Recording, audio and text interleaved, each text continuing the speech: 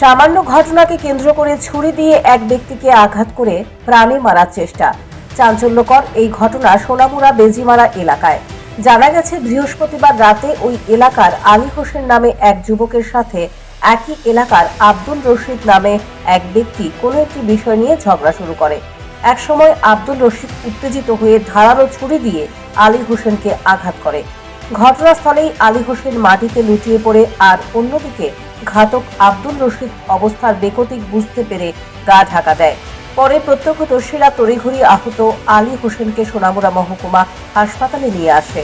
হাসপাতালের কর্তব্যরত চিকিৎসকরা প্রাথমিক চিকিৎসার পর আলী হোসেনের অবস্থা আশঙ্কাজনক হওয়ায় জিবি হাসপাতালে রেফার করে দেয়। বয়স 45, বাড়ি বেজিমারাতে। ওনার স্ট্যাব ইনজুরি হয়েছিল চেস্ট ওয়ালে, লেফট সাইডে আপার সাইড উপরের দিকে চেস্ট ওয়ালে একটা স্ট্যাব ইনজুরি ছিল। অ্যারাউন্ড 4 সেন্টিমিটার বা ডিপলি ছিল, অনেকটাই ডিপ ছিল। আমরা এখন স্টিচ করে প্রাথমিক ট্রিটমেন্ট করার পরে ওনাকে জিবিতে রেফার করেছি সার্জিক্যাল কনসালটেশনের জন্য।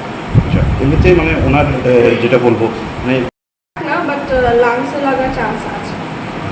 যেই জায়গাটাতে হয়েছে ওইটাতে হার্টে না, বাট লাংসের কোনো একটা পার্টে হয়তো লাগতে পারে। এটা এখন ফার্দার ইনভেস্টিগেশন করলে বোঝা যাবে। এই ব্যাপারটা মানে পুলিশে কি রিপোর্ট করা হয়েছে ব্যাপারটা বা হ্যাঁ, পেশেন্ট পার্টি তো করেছে, পুলিশের রিপোর্ট ইনফর্ম করা হয়েছে। আহত আলী হোসেনের পরিবারের পক্ষ থেকে খবর দেওয়া হয় সোনামুড়া থানায়। খবর পেয়ে পুলিশ ঘটনাস্থলে এবং পরে হাসপাতালে ছুটে যায়।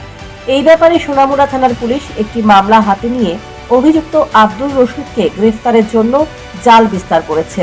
বর্তমানে জিবি হাসপাতালে চিকিৎসা চলছে আহত আলী হোসেনের। Bureau report, news prime Tripura.